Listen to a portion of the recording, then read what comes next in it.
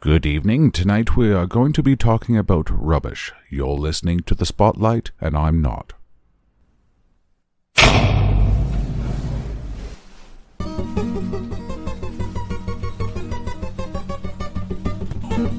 Ladies, gentlemen, please take your seats. The Spotlight is about to begin.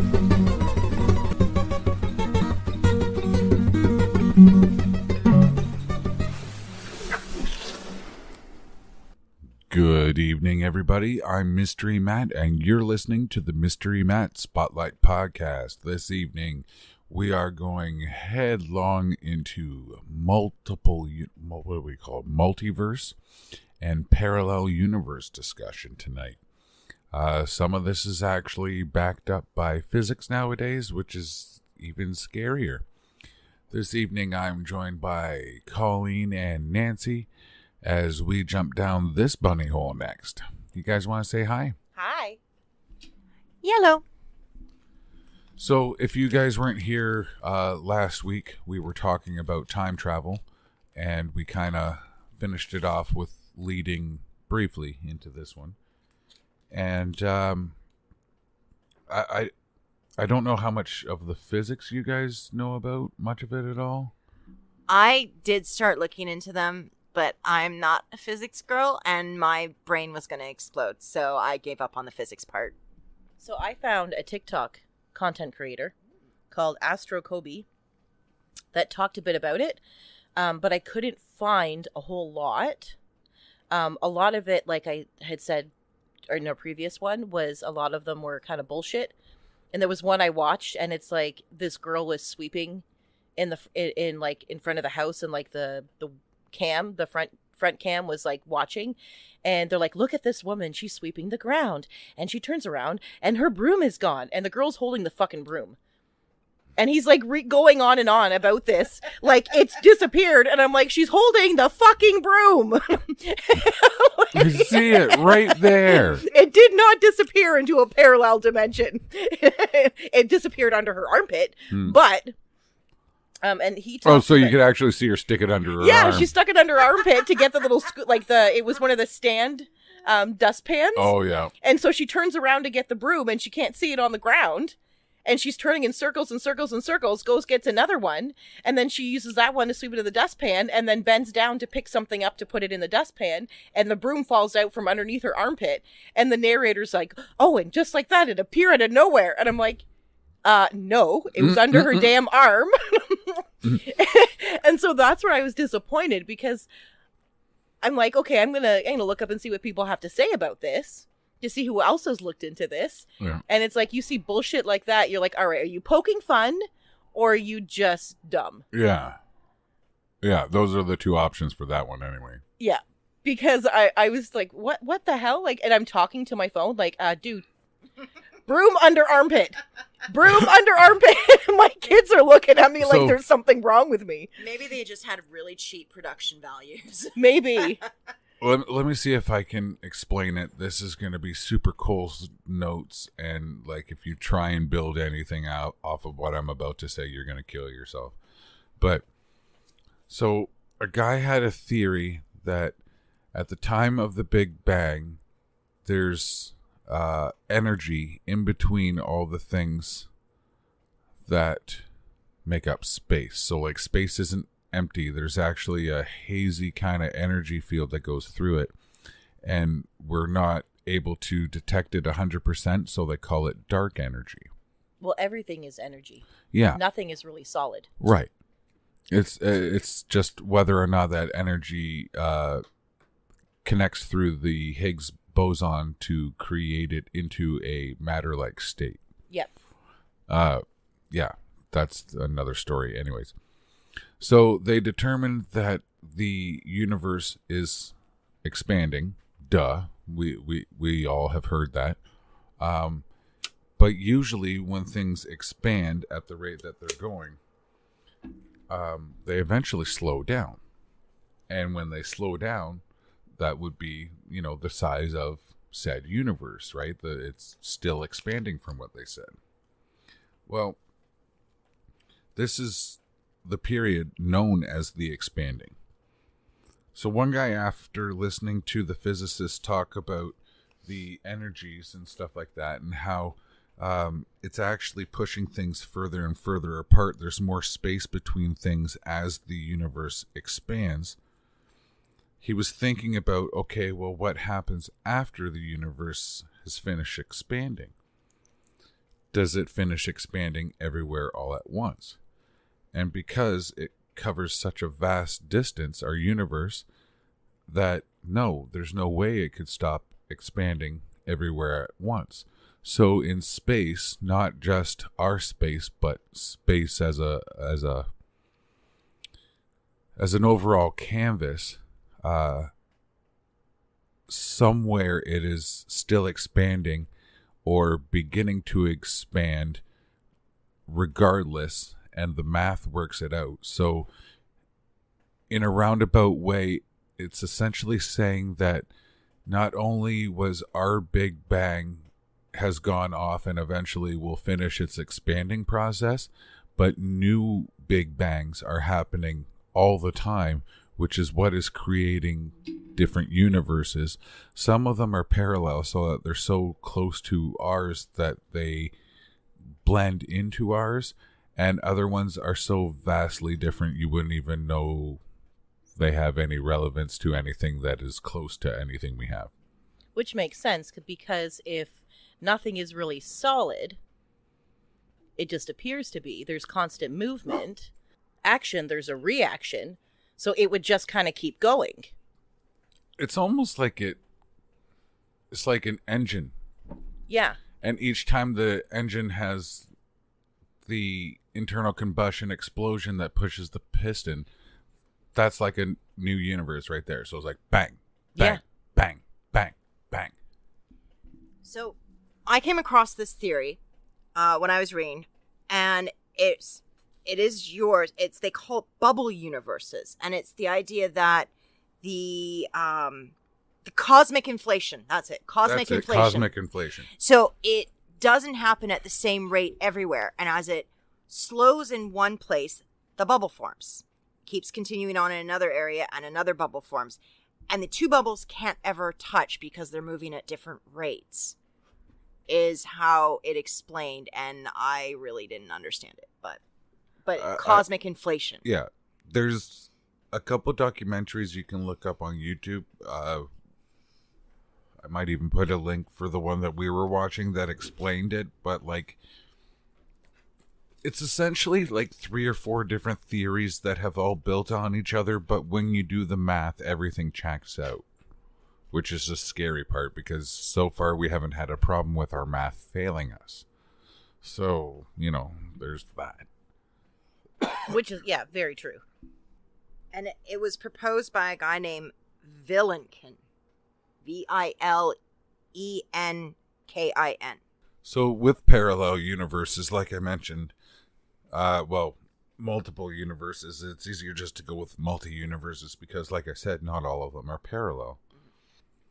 Another reason why they say there's Mandela effects, because if you heard in the last one, we briefly touched on it. If you haven't heard our Mandela Effect podcast, you should listen to that too, because we're about to do a part 2 if you didn't hear that last week. But that's why we're getting Berenstain Bears and Berenstain Bears, is because there's 2 different versions, and it just depends on which version of the parallel universe you were in at that time. And apparently we actually blip in between several of them, and eventually when there becomes too many of them, or the universe is trying to clean itself, it merges them together.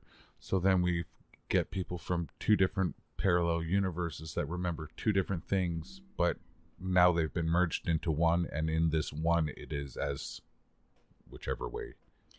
So I wonder if that has something to do with, because when they talk about, like, as we get close to October, the veil's thin, and you'll have more spirit instances or encounters. And then now I just kind of wondered, like, what if it's not actually spirit? What if it's because the veil is thin to another universe, and that's actually what you're experiencing instead of it being a spirit? That was a Doctor Who episode too. They did that. Where they kept seeing all these spirits around, and it turned out to be they're actually people from a different universe trying to get through. That would be kind of cool. Right? I just had that thought, and I'm Yeah. like, I wonder, because as you know, there are certain parts of the year, and with full moons, and we've had all these different kind of moons, and all the planets and everything that's going on, and then they talk about, like, if you follow psychics or mediums, they talk about the veil being thinner, and that's when you have more experiences, and then it talks about universes, and like when what you had just said, it's just kind of, I was like, I wonder. Yeah. And what about if it's as with the rotation of the sun, the planets, the universe, the spirals, whatever, as the universes get closer to each other, the veil becomes thinner. Oh, I like that theory. That's a neat one. I like that one. Have you guys seen Jet Li's The One? No. So the premise behind that one is that Jet Li's character is the main character. And one of the versions of him has figured out that there is a multi-parallel universe system going on. So he finds a way to go into the other universes, and he kills himself. The reason he kills himself is because each one of the other versions of him get stronger or faster or more powerful or gain a special ability and stuff like that. So he's trying to become the most powerful being that's ever become. And by doing so, he's going to every other universe and killing himself until he is the one. Well, I think like many people who were introduced to the idea of parallel universes, my first introduction to it was actually Star Trek. As far back as, let's say, late 60s, the episode of the original series where they meet their parallel universe of their evil selves. And the Spock with the goatee. Oh, Spock with the goatee, the Uhura in the really skimpy outfit, And that was like my first introduction to this idea that, wow, there could be parallel. And of course, Star Trek really built on that one. Like they did a lot with parallel universes, multiverses. Yeah, they did a hell of a lot on that one. Especially in Discovery, and I hate talking about Discovery, trust me. That's exactly what happened. Was the essential premise is that they went to a parallel universe, but instead of the Klingons being the Klingons and the Federation being the Federation, they were still called the same and still had the same emblems relatively, but they had reverse views. So the Federation was now savage killers that would, drink blood wine and stuff like that. And the Klingons were more civilized and peace-loving and adventurous and things like that. And it was neat to see Klingons of that That's cool. type. But they also went with the super primitive Klingons. Oh, okay. Like the ones that didn't speak English, but then when they started, flipping things around and stuff like that. And that made me wonder, was that the transition between the Captain Kirk Klingons and the Worf Klingons? Maybe Worf is from the civilized timeline of the Klingon Empire. Star Trek does explain the difference in the Klingons. I know they do, but you know. like all the new Star Trek movies are parallel universe. Like the new movies, they're in a like Spock's travel to this new universe, and that's where we get the new movies. What is it? The Nexus ribbon? The Is that what I forget the name of it? Generations. Yeah. Where he wants to go back. Oh, it's not coming to me. I don't have the name for it. Sorry, it's been so long since I've watched Generations because I was that's not big on that essentially one. what happens. They get zapped into that energy band and end up in a essentially dream world. But yeah, it's hard to explain. Multiverses are huge for movies and shows. They're a great time. Like they're a great storyline that stories love now. I'm getting sick of it already. Sorry, if you take that, what you guys were talking about, and you place it into like everyday people. So if you say that there are multi-universes and there's multi-versions of everybody, in each universe, you would have you would be different because you wouldn't have the same life experiences, because your life experiences is what forms and shapes you. There's another theory that says every time someone makes a new decision, a new universe is created. Because that creates a new timeline in which the decision went the other way as well. Well, that would be the butterfly effect. Yeah. Yeah. Well, there's actually a book called The Midnight Library, which builds on that, where this girl finds the library, and it has the story of her life, with every single book being slightly different based on one little decision, such as I went left when I might have turned right. Do you remember those Choose Your Own Adventure books? Oh, I loved those as a kid. Oh. Choose Your Own Adventure. Oh, those were great. So now there's been like a couple authors that obviously grew up on those because the ones who know love them. We know. If you know, you know. I've died on page 3, and I don't mean literally page 3, but the third page I was allowed to read. Yeah. It's like, go left or go right. I go right. You died. Oh, wow, that was neat. And then you start over, right? Yeah. But apparently one guy, he took that concept and he did a little bit of dice rolling into it. So, like, not only did you have your decision making, but you also had that chance. Oh, wow. So, like, you decide to throw a stone. Okay, well, roll one of these kind of dice. If you get this number, or this number, you do it properly. If not, turn to this page. And then, so it was like that, but like one step closer into Dungeons and Dragons kind of thing. And to sit down and read one of those, that'd be a freaking hoot. Oh, yeah. But, like, can you imagine if all these multiverses out there, and in one, there's where you chose to wear the red dress rather than the yellow dress, and to see how your life could have been different. I'm sorry, that would be a mindfuck. That it would be like, you might come across something where your life is so much infinitely better, or where it's infinitely worse, and it's like, whoa, what happened here? But in that case, like, you wouldn't even be yourself. Yeah. So, like, when you talked about picking the dress, I had a thought, like, when I was pregnant with my oldest and I wasn't married, had I decided to have an abortion instead of getting married and having a baby, can you just imagine how different I would be? But there's over an infinite number of versions of you that's exactly what happened.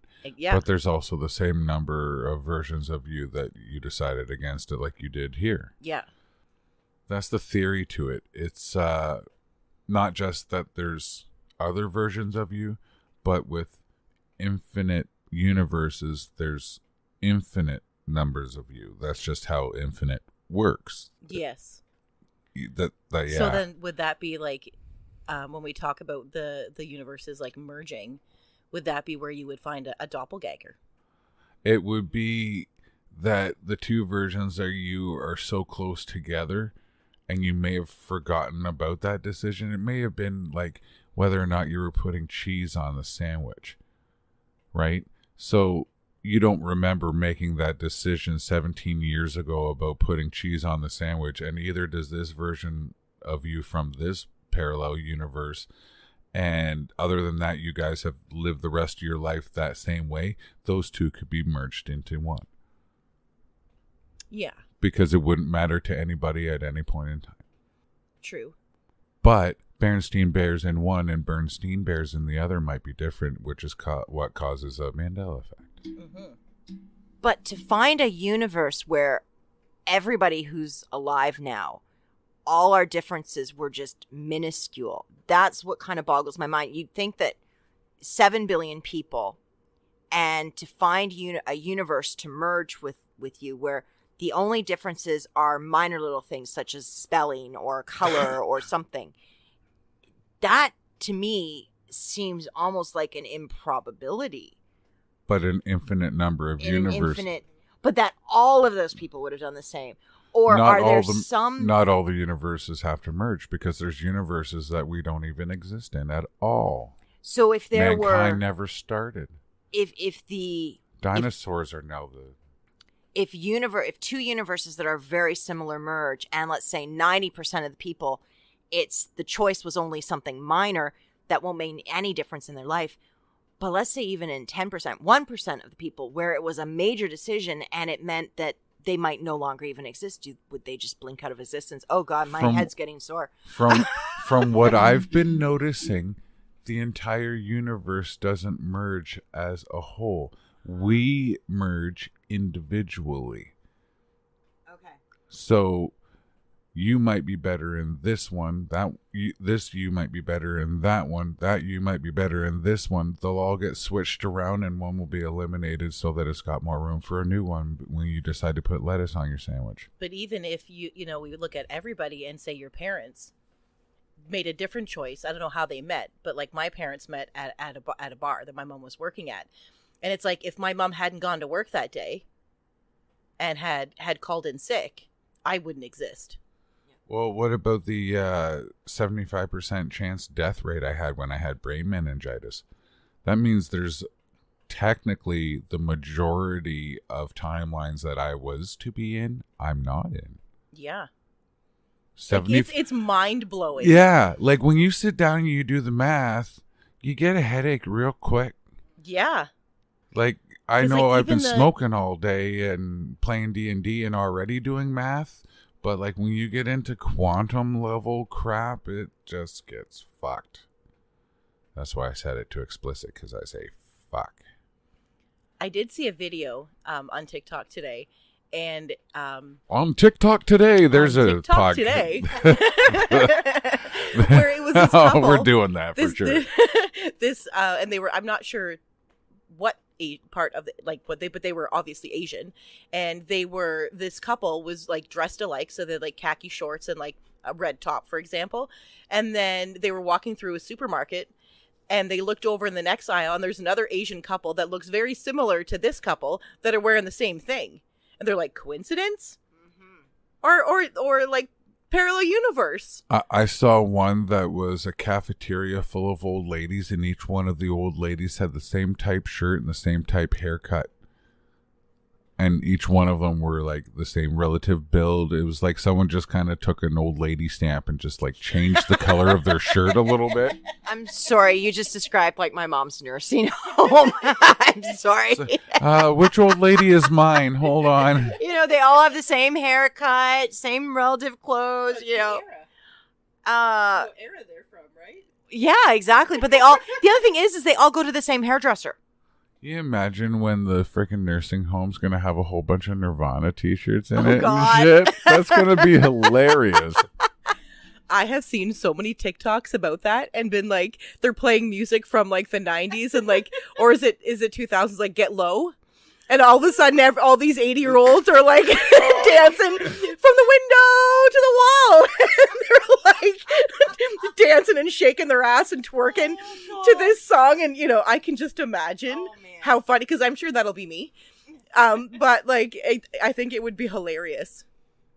Because now when you go to a nursing home, it would be primarily like you would hear 50s music and like 60s. Yeah. Which is funny because that would be hilarious. So if I could, you know, time travel to I would love to see that. If you think even further into the infinite universe thing, there has to be a parallel universe where you were the mother of your mother and your mother would be your daughter.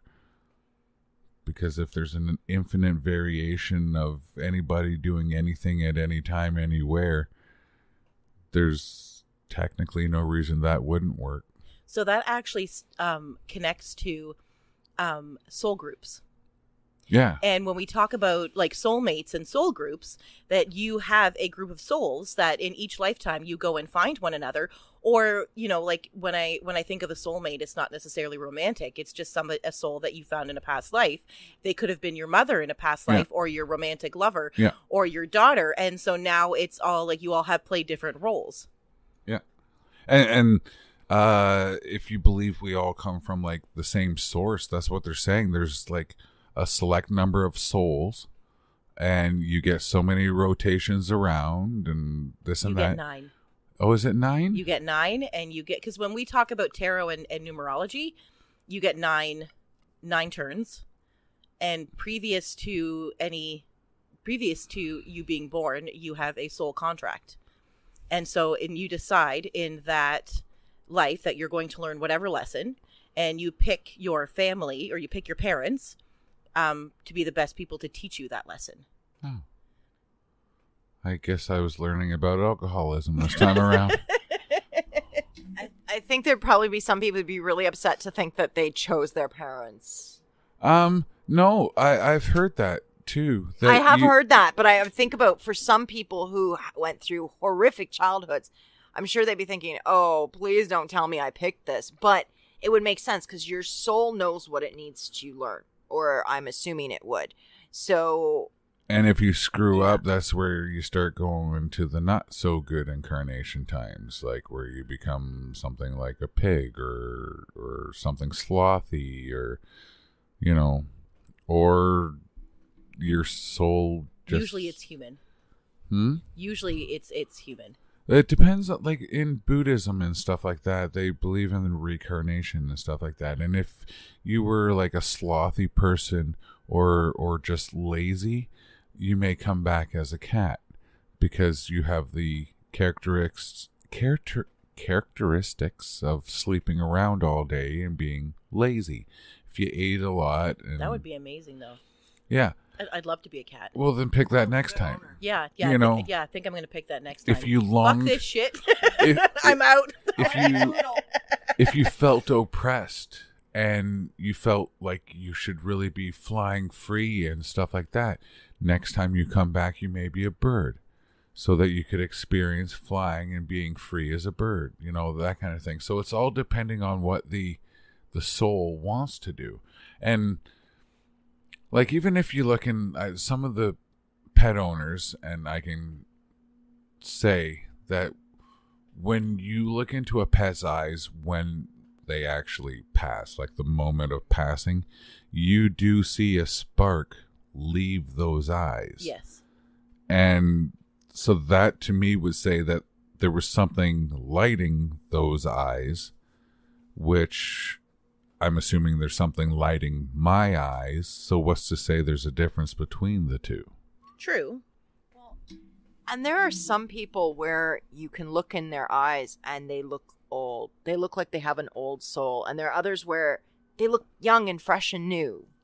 I don't know if other people get that, but I do that, where when I look at people, their eyes, some eyes just look very old, like they've seen so much, and others look very young, and it can be on a young child, it can be on an old person, you know? So if you guys met a parallel version of yourself, would you interact? Would you try and figure things out? Would you just enjoy the time together? What would you do if you met a version of you? So for me, it would all depend on what the version of me is like. So if it happened to be the version of me that didn't have the doctors screw up in the delivery room and give me brain damage, I think I'd take over her life. Be like, yeah, you're mine. You can go live mine. I'm going to live yours now. We're good. Yeah, I'd be happy to talk with them and find out what's going on. If there's that much of a difference, right, you're not going to have the same physical characteristics. Like, you might meet supermodel Colleen. Oh, hell yeah, I wanted her life. But nobody would believe it. You would switch bodies, and they're like, oh, what happened to supermodel Colleen? Now she's, in the wheelchair Colleen. The brain, but even if we, switched our essence into the bodies, so her essence in my body, so mine and hers, consciousness. Okay. Even then, we would be so different because our life experiences have been so different. I know I've had people come up to me and say, oh, let me pray for you, let me save you. And I'm like, no, I am this way for a reason. I had to learn something. And this is what has made me who I am. So no, don't. So then that's the other thing too. If we can agree we have a soul and there's parallel universes, is it a copy of your soul? Is it part of the same soul? Is it a different soul? That's a Nancy question for sure. I have done some research on, when they talk about twin flames, and a twin flame is supposed to be a soul that was split in half. And so when you meet your twin flame, when twin flames meet, you're the mirror of the other person. And you're exactly alike in every single way. because you've met, and it's that person has half of your soul and you have the other half. So that would only really take place if the two versions of you were so close alike that they would share the same. But your twin flame can be any, like, male, female. Yeah. Yeah. Well, but it's generally romantic. Like, for example, race car driver me and me would probably have different souls because we have different passions. That's what I would think. So when we think about, the like, if I were to meet Nancy from another parallel universe, it wouldn't be the same person. No, technically because different. we wouldn't have the same soul. It's just a different version. It's a totally different, like, for me to be able to wrap my head around that and know what I know, I think it would be, it wouldn't be the same. In my mind, it would be like we would look alike, and that would be pretty much it. It would be a different soul entirely. But I think if I had met myself in a different universe, I would definitely want to sit down and have a chat to find out, like, okay, what did you decide to do, and how did your choices get to where you are, and what's your life like? But, okay, so you were married, right? Yes. Okay, so what if the version you met was like you in every other way except for she did not get divorced? So would that person have the same soul as you or not? Exactly like you in every way, just made that different decision. So that's only how many years of deviation between people? That's not terribly many. No, but she would still be a very different person. Yes, because of different experiences. Yes. That's how the forks work, right? Yeah. You technically create a new version at the time of decision making. But from what I understand, like, it would... Would it be a splinter of the same soul because it was the soul's decision to go one way or the soul's other decision to go the other way? So does the soul splinter like the timelines do, and eventually the souls have to be put back together into the same timeline? Holy crap, I've my smoked brain a hurts lot now today. because it, like, my poof. Yeah, no, I need a minute. Okay, so Sorry. this was My head actually hurts. this was actually I read a story. I'm sorry, Nancy. It broke me. Poor Nancy. All right. I read a story years ago one time when I was in the hospital for one of many times, and it really hit me really hard. And what it was talking about multiverses. And what its idea is that we all are, each person has one soul, and it is split between all of our incarnations in all these different universes, but we are constantly connected through our dreams. And I heard that somewhere too. I've been one who, I don't dream normally. I dream in epic sagas that last for months about weird other worlds and situations where I'm not me, but I'm me. It's really weird. Those are your other universes. So, and where I've always kind of hedged back and far back and forth is that a previous life, future life, or is that an alternate universe and the souls are connected in the unconscious state and are able to sometimes transmit their stories to each other? And that one, I personally love that idea of that, you know, rather than there being like this, like 50 million versions of me, each one with a different soul, that we are all ultimately connected and maybe come together to tell our story at some point. I don't know. Well, I think that is kind of cool. There's also another theory that all time and place and all that kind of stuff is not in the past or the future. The past and the future is a man-made construct, and it's all happening immediately. But our perception is putting it in order. So, like your grandfather dying, for example, me back in 97, that to a human's perspective was back in 97, but it happened right now. Well, it's happening right now. And that's the idea. It doesn't stop happening right now. It's the idea that time isn't this wonderful little straight line that goes from point A to point B, that it's either a whole mess like a ball of yarn, or it's just one singular dot and everything happens at that point and we just experience it differently. I think time and space has been drinking since Thursday. Well, when you talk about dreams, when I've done research for that, scientists have said, like, you don't remember your dreams because it's your subconscious. It's your subconscious mind that dreams. But if you do remember them, then it's a message, or you're on some really good meds. Because, I mean, I've taken some good meds and had some wicked dreams that were like, whew, I can't even sit and pull anything out of that for any kind of meaning at all. For me, I find that when I'm on different meds, I don't dream. And I mean, these dreams, these dreams have been here since, like, my parents remember me talking about them when I was like 3-4 years old. Like, they have been here my whole life. And if I'm getting put on meds, people will tell me, oh, this med will give you bad nightmares. I have nothing. It's like nothing happens. So, funny enough, when I was on meds, I had a hard time reading.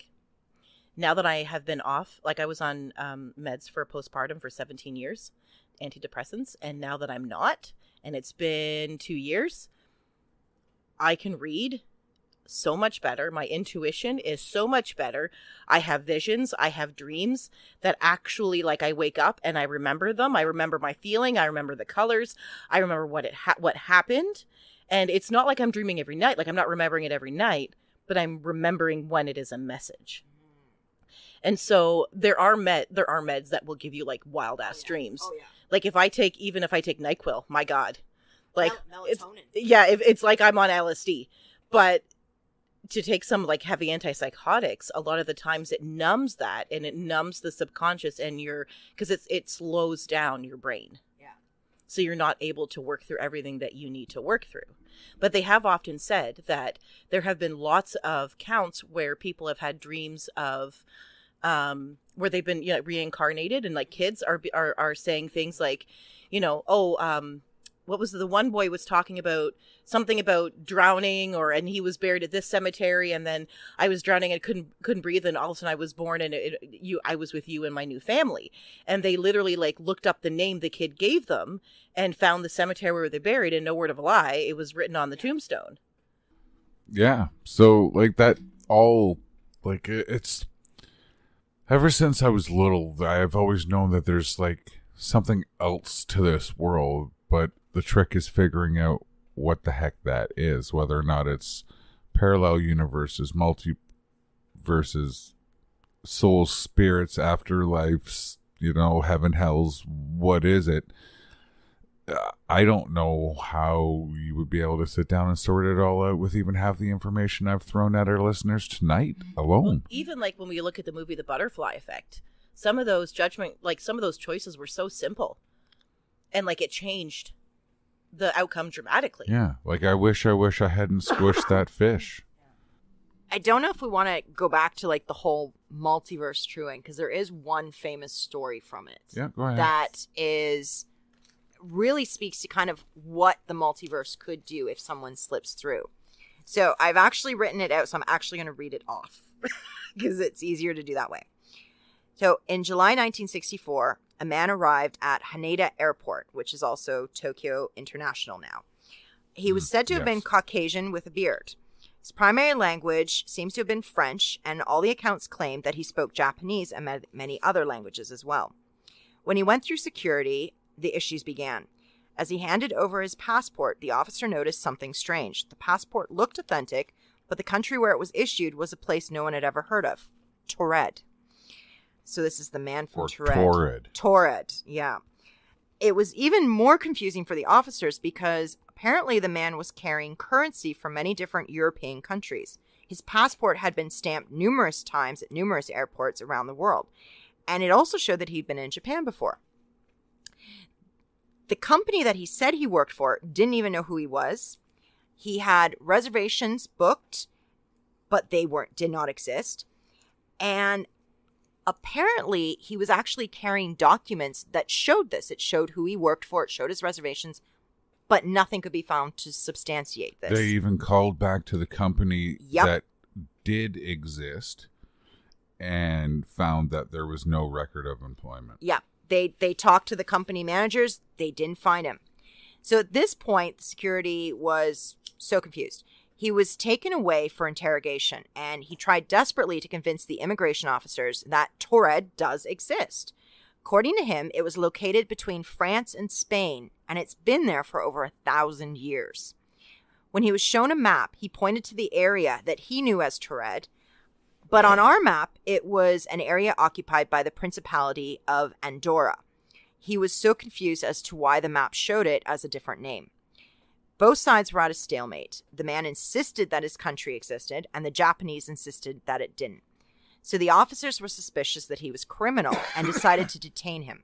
They put him up in a nearby hotel for the night while they continued their investigation. 2 guards were placed outside of his room to make sure he couldn't leave. The next morning, when the guards checked the room, he had vanished. Now keep in mind, this room was several floors up with no balcony, and the guards were outside the whole time, and they never saw him left. Or heard anything. There was no sign of how he could have made his escape, and all the evidence of this man was also gone, including all the documents which might have proven the story. That's where it ended. And this is like the most famous story that's ever talked about with multiverses. It's like he slipped through from another universe into ours for a brief moment in time, and then he was pulled back. When you're doing math, you carry a 1, right? Correct. So what if the universe was doing its reshuffle and it needed to put this gentleman here For the time being. just for a second as it shuffled something else so that it could move him back over where he belonged? That would make sense. Now, I will actually, because I feel that can't be completely partisan, have to show both sides. It is now claimed that this actually is people are saying it's a false story, and it actually refers to a man named John Allen Kuchar Zegras. And he entered Japan with his Korean wife in October of 1959. 3 months later, he was arrested by the Tokyo police for identity fraud. He was sentenced to a year in prison, after he was sentenced, he tried to kill himself with a piece of glass somebody stuck in, but he didn't. He was good. A year later, when he was released, he was deported from Japan and sent to Hong Kong. This story, in it, apparently he forged his passport, and he was meaning to spell the country Tuareg with a G, and he misspelled it as Taured, is what they're saying. Then it's an actual province in Algeria. So totally not in the spot where it was supposed to have been. The story of this man was actually used in the British House of Commons in 1960 as an argument that passports are not a very good security check. From there, it made its way heavily altered into the urban legend publications. So that's what a lot of people think the man of Taured, that's how they're explaining it. But it's still, there's too much. It's too widespread to me. And there were too many people who have, like, a lot of eyewitnesses came forward and said, yes, I was one of the immigration officers who checked this man in, or I was the security guard. Like, there's both sides of the story are trying to present themselves as real. So it really is up to the listener of the story or the researcher to figure out which one they believe. I'm kind of more on the fence in terms, I think that somebody slipped through and that this was their way of, we got to rectify this and make it look better. So they also didn't mention how he could have gotten out. No, because apparently that, what they're saying is that part was added later for good storytelling. But the stories about the man from Taured surfaced very, very quickly. Whereas that type of storytelling, this was before the internet, that type of storytelling would take years for all those elements to be added and believed. Not just happen within a few short years. Like, it would take decades for that game of telephone to happen, where each new thing is added. And the story about this man, it honestly seems to, from what I found, when they talk about John Zegras, the information about what they're saying is the truth of the man of Taured, that seems to only have come out within the last few decades. It wasn't, and they're claiming, like, yes, apparently there was a speech referring to this. I think there might have been two different men. Like, it's just there are some things that are similar enough that they think we'll just lump the two together. To hide it, yes. That's where my thought is. But the Man from Tauret is the one that is cited so many times, and there's so much belief behind it. I even reading the debunking of it, I can't believe it. I maybe that's wishful thinking. You can't believe the debunking? I can't believe the debunking. I believe the original story about the Man from Tauret. Yeah. And that's just it with half of these, if not all of these conspiracy theories, right? You really don't know either way. Like, you can add a couple ones together and say, okay, well, this is evidence by proxy. But some of them are pretty out there. Like, the only reason that I think parallel and or multiple universes is a thing is because of how much brain damage I got trying to fucking understand it from a physics point of view. Because, like, that whole thing, like, I listened to it for about an hour, and he hadn't even got into the cool parts yet. He was still going on about the math and how the math does work. And I'm like, ow. Like, my head physically hurt after the last thing you said, where I was like, I think you broke me. My head, like, my temples started hurting, and it was like right across the forehead, and my brain just kind of was like, cannot compute, shutting down. Reboot. Wait a minute. What if that is like a fail-safe method where, because we were talking about how maybe the souls were split and all put together, and what if that's like a fail-safe method to make sure that we don't delve too deep into something that could harm us or could break our version of reality? What if that could be a fail-safe method that when we get into these and we start delving deeper and it's like, oh, our this brain gets just hurts. Scared and Your shuts brain you down it itself. can't face the truth.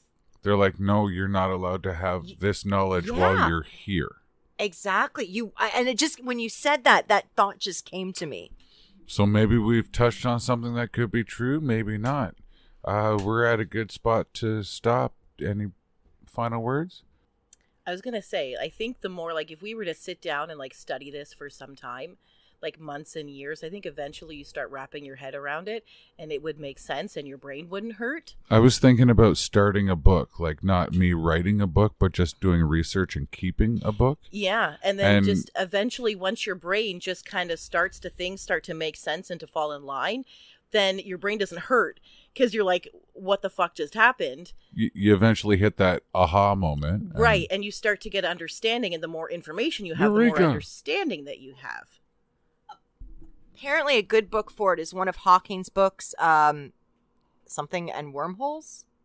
Well, it's not A Brief History of Time. It's one of his other books. Apparently that is a good introduction into Stephen Hawking. Apparently that's a good introduction into the parallel multiverse theory. So if anyone wants to try it. Yeah. So, I've been Mystery Matt. You guys have a good evening. And hold on to the planet real tight because this spins real fast. Have a good one. Bye-bye.